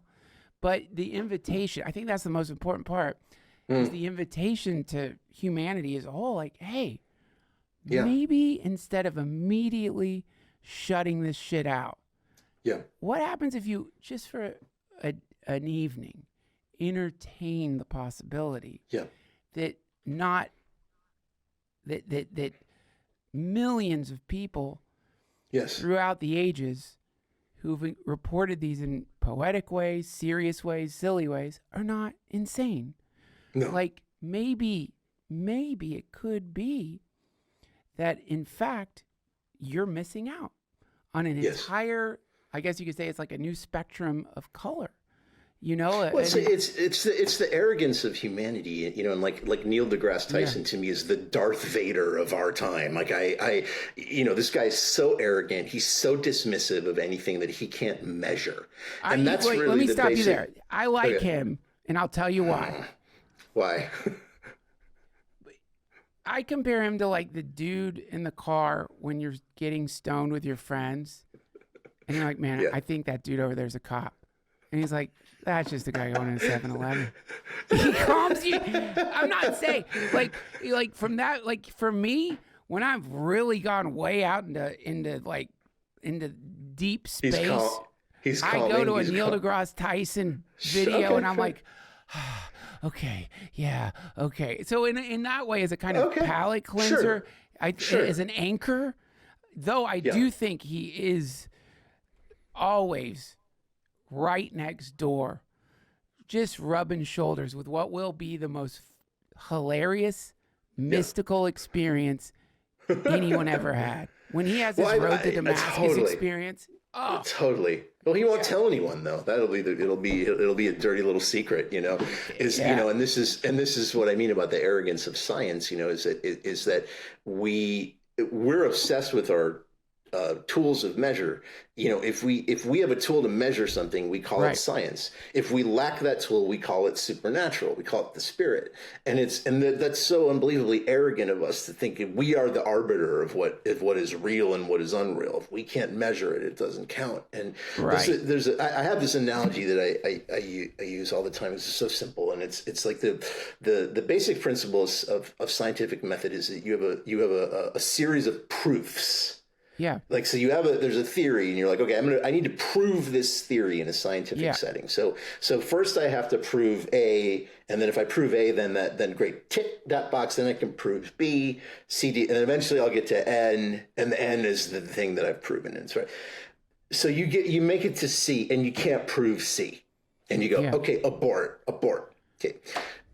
This is the, sort of philosophically, this is saying no. I am saying no. I am not going to continue down this path. So if you think of it as a flight of stairs, and each stair is one of these proofs that you have to master in order to ascend the staircase, and you get to the fourth stair and you fail and you turn around and you go back down, right? This is why I think it's so important, if you are someone who is in tune with the supernatural, to be willing to make a fool of yourself all the time, to risk being a naive idiot, right? Absolutely. Is that if you say, I made a deal, I'm going to always say yes. And no matter how outlandish it may seem, I'm going to assume it's a real paranormal thing unless it's proven otherwise. It's the exact opposite of how So if you do that and you let go of this idea that you have to prove every step, you will go to the top of the stairs in the way the scientist doesn't. And that's when something you turn only a producer around, would understand. I'm sorry if that's a producer. A producer understands that. That's true. Because God knows that when you're making something, there's some missing steps. And it's like, how the fuck do we get a helicopter? We're not getting a helicopter. You're dead getting right. a helicopter. It's going to happen. Right. And you're dead right. And because you guys aren't subs. Producers are the opposite of submissives. You cannot have a submissive producer. Producers, they're pack mules. They just keep fucking. They're pulling they're ox. You guys are crazy. You just do it somehow. You're not a sub. And if you think of scientists as being a little like submissives in the sense that they don't believe they're participating in reality. They believe that they're sort of uncovering reality, but participation in the sort of outflow of reality itself via the mind and the realm of what they would call magic. Well, if you believe enough when you get to step in your proving your hypothesis you're wrong, some part of you has to ask how much of that belief that it's wrong is concretizing the wrongness of the fucking thing. And nobody wants to go there. No one wants to go there because the whole thing falls apart at that point. Now I always say skepticism proves itself. Everybody I know who says like, well, I'm open. I'm open. I'm open. Yeah. Totally. You're like, well, guess what? It's not going to show itself to you with that attitude. Like it's, and then they walk out going, see? And it's like, well, it was you, dude. And they're like, well, that's a very convenient, but well, this is the trickster nature of it. It's not, I mean, I was a rare case, where it literally it just smacked the shit out of me to get my attention, and then I realized, it was like laughable. Elijah used to tease me, he'd say, how are you a skeptic? You've had more paranormal experiences than anybody I know. And somehow I would always just write them off. I'd say to my wife, I try to do that with my wife. She's like, Duncan, you're the most religious person I've ever met. And I'm like, no, I'm not. I am a very, very skeptical man. And it's like, oh, okay, I guess you're right. I do pray. I try to do spells. You know what I mean? I constantly pray as much as I can all the time. But I guess I know, I understand. But there's a part of me that still wants to be Neil deGrasse Tyson. There's a part of me that still feels safe in that realm. Sure, it's safe to it's safe to remain in this where you can prove things. It's very safe. Well, and also I've seen people dragged, man. I mean, I've seen I've also and this is not me being a bum or anything like that, but I have seen what happens when people. What's the best way to put it? I do think that there's certain. I don't just mean interacting with the paranormal or anything like that, but I know that sometimes people, what do they say? Where energy goes, where attention goes, energy flows.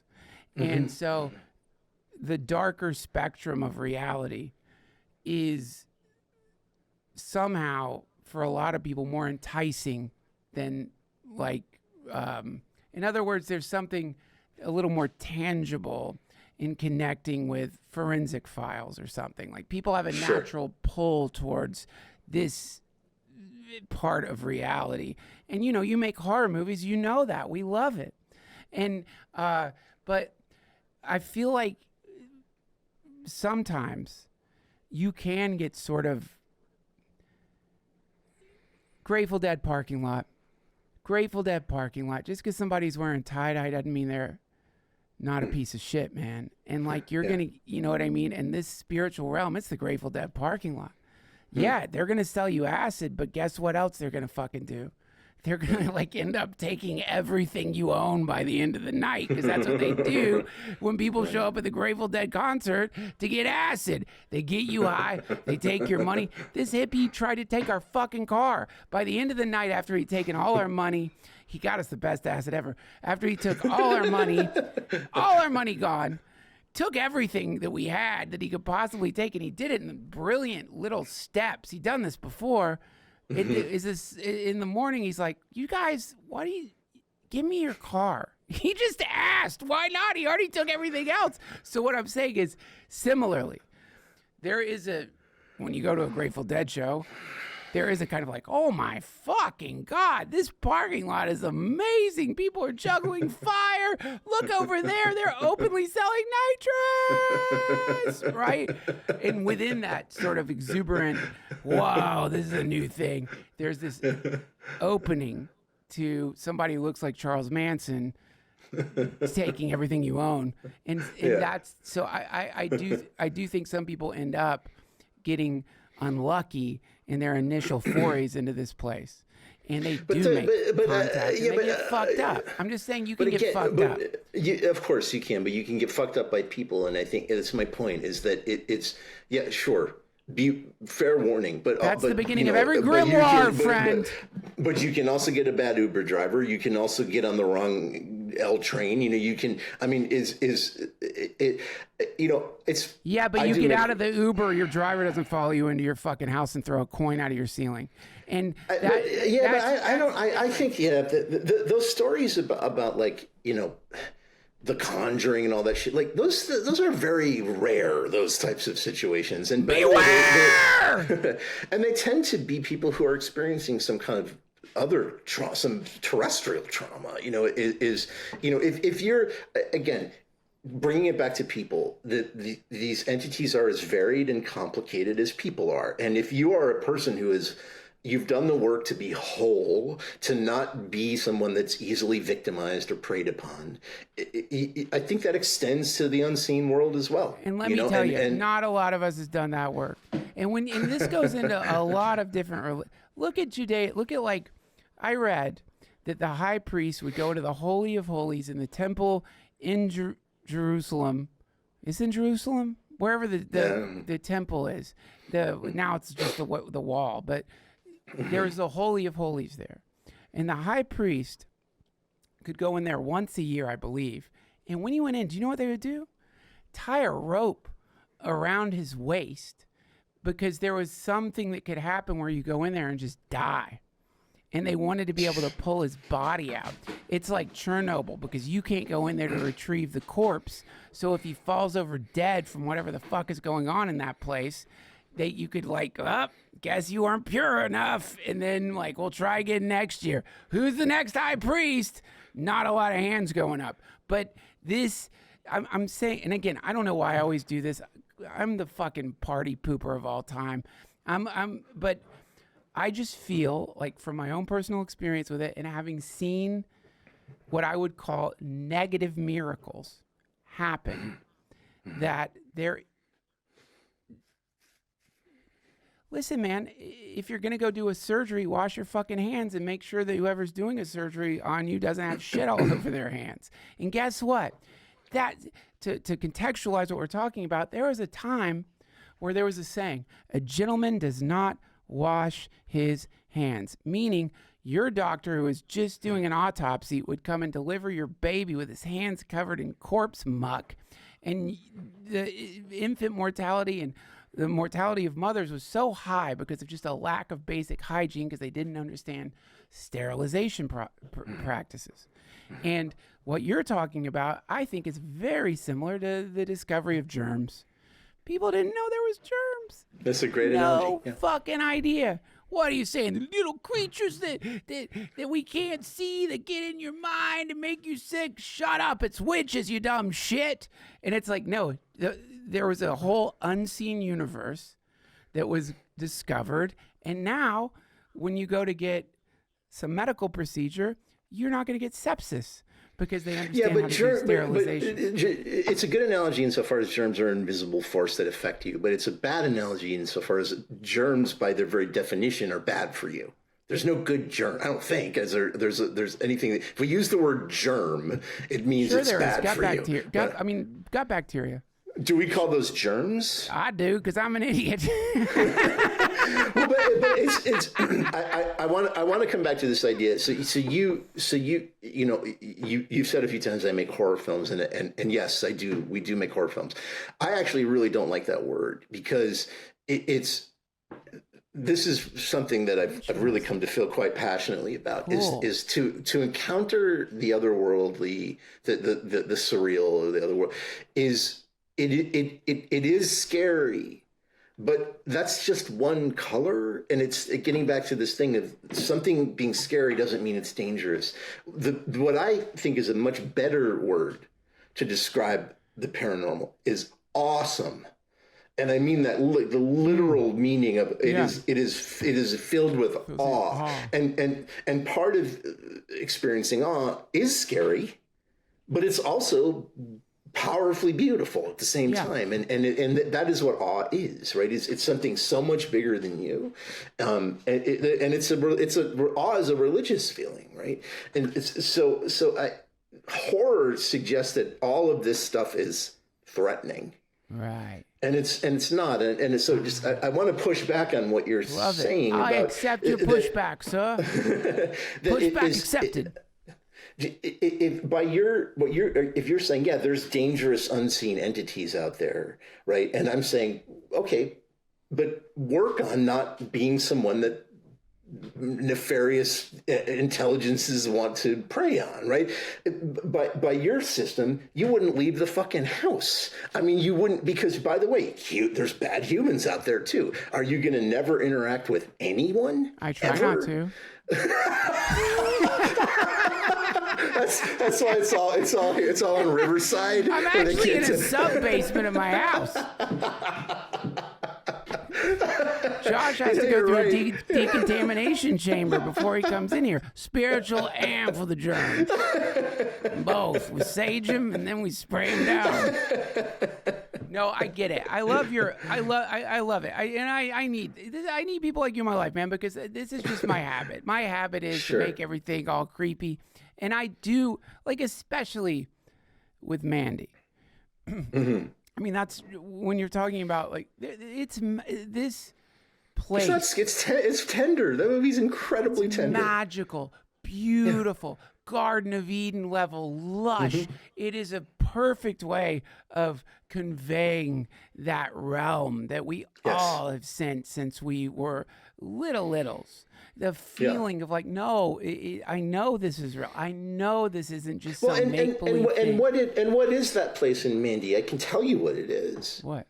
It's love. Like the movie Mandy lives inside the nucleus of love. Yeah. And part of love is loss, which is very painful, but you can't experience loss without love. I mean, there's a reason why, and this is all credited to Panos. I have no authorship over any of this. I'm observing a master at work, but there's a reason why that horror movie ends with him remembering the moment that they met at the bar, right? Is like the movie radiates intimacy. It's all about intimacy, the dangers and rewards of intimacy. That's what I think that's the secret. Heart broken. That's me, little fucking pussy. I'm gonna go summon a demon now. Listen, I'm running out of time. I got to get back to my family. Daniel, we must do this again. It was awesome. Joy. And I'm not going to bore you with this, but after we talk, because I've been playing on the podcast, I will play some of these fucking creepy tapes I have. I would love to know what you think about that. I'm not gonna weigh you down with this shit, but it's something happened yesterday on the podcast that just very creepy. I'd love to. Tell me every way that people can connect to SpectreVision. I know that there's just a lot of stuff that needs some signal boosting that Thank you. I'm honored to signal boost.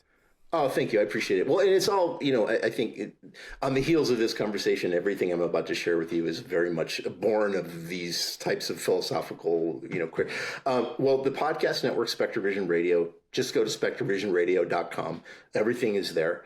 We've also, we have this comic book series coming out called High Strangeness that we're doing with Oni Press.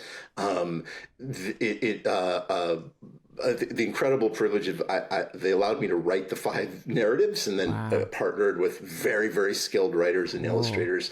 And basically what we set out to do is, because the people who run that company are weirdos like us, is that, they said, do you want to do something? And I said, I would like to create the most accurate representation of how the paranormal works that has yet existed in popular media. That's the goal, right? And so a big part of that is, it's absolutely confounding. There's never clear resolutions with any of these things. And it's why, everything on the Discovery Plus channel is just fucking lie. It's like, there is no answer. There's never an answer. And so High Strangeness, the first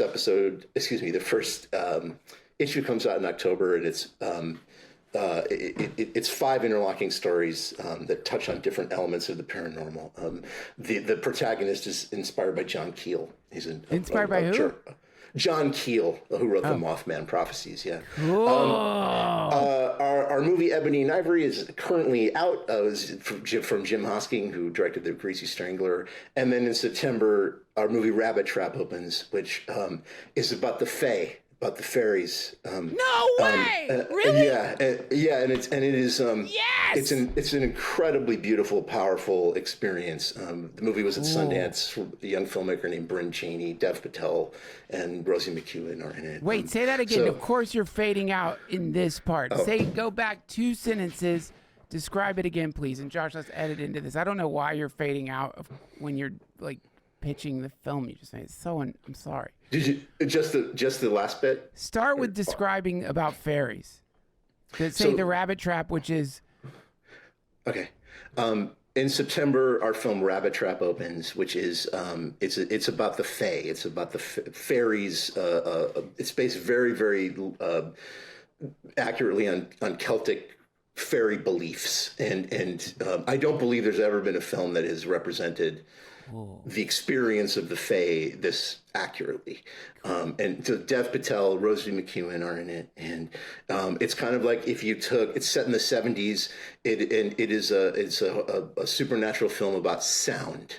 It's about a young couple who they make experimental electronic music. What? They leave London and go to the Did you ancient make this forest. for me? It This is seems like it, right? it's a dream movie. Are you serious? That's how we felt when we got the pitch. She's loosely based on Delia Derbyshire, so it's like BBC radiophonic workshop type music. Yeah. So and her husband is her field recordist. So they're living out in this ancient wood, and Dev goes out and because this kind of modern equipment has never been in this forest before, he records a sound that humans are not meant to have, and brings it back to the studio, and it unlocks a lot of things. Oh my God. It's really great. Yeah. Oh my God. That is so cool, man. And that is so funny. I have so many synthesizers, and dude. Do you really? Do you play? Oh God, I have a pile of modular synthesizers. You wouldn't believe it, man. Oh my God. I love them. It's one shit. It's one of my hobbies. I just sit in my studio and make. What's that? I don't know if the word play is the right term for modular synthesizers when you're putting chords in and trying to commune with the divine through a bleeps. And dude, let me tell you, that movie's dead on, because sometimes shit comes out of those things and you're like, what the fuck? And you don't even know what you're doing or why it's happening or where it's coming from. Yeah. It's crazy. I'll tell you something that happened with my ketamine dealer. My synthesizer's off record. No longer, by the way. That was in L.A. I'm a dad now. I don't do ketamine anymore. I feel like I have to say that. And that's true. Oh, my God. I can't wait to watch that. Can you give me a screener? Yeah, I can. Yes! You're the best, man. This is one of my favorite podcasts in a long time. Thank you so much. Yeah. And I just had a Bishop so fun. on. No offense, Bishop. Wow. Well, I can't. Yeah, I don't know what to say to that. This was awesome, man. Thank you. I feel like I could. I'm also exhausted. I'm going to go sleep now. Yeah, I'm not. I'm going to go. I'm going to go get some blood and make a pentagram and see if I can contact old Smokey. Get that penny so back. Much, Daniel. Yeah. Thank you, Duncan. All right. That was Daniel Noah, everybody. Definitely check out Rabbit Trap. As soon as I finish recording this outro, I'm going to be annoying him until I get a screener of that movie. Tune into SpectreVision Radio. Check out High Strangeness coming in from Oni Press, and follow him on all his socials. What a cool guy, huh? We're going to have him back on for sure. Thank you so much for listening or watching. I love you. I'll see you next week.